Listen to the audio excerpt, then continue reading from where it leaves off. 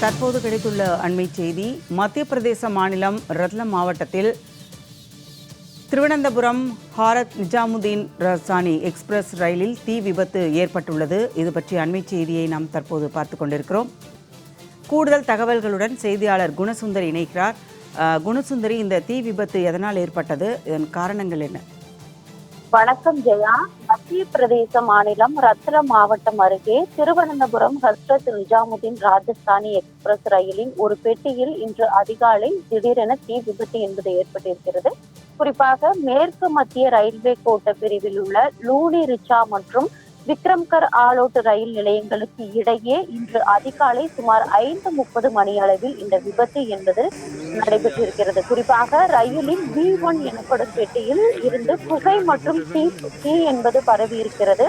அதனை கவனித்த ரயில் காவலர் உடனடியாக லோகோ பைலட்டுக்கு தகவலை தெரிவித்திருக்கிறார்.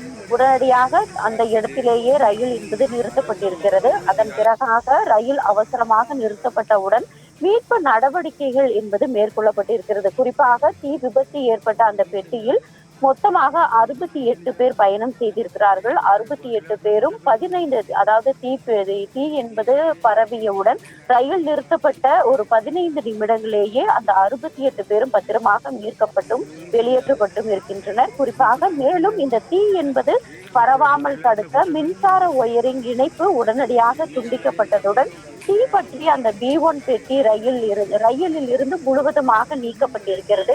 பிரிக்கப்பட்டவுடன் இந்த விபத்தில் பயணிகள் அல்லது ரயில்வே ஊழியர்கள் யாருக்கும் காயம் ஏற்படாத வண்ணம் உடனடியாக மீட்பு நடவடிக்கைகள் என்பது மேற்கொள்ளப்பட்டிருக்கிறது.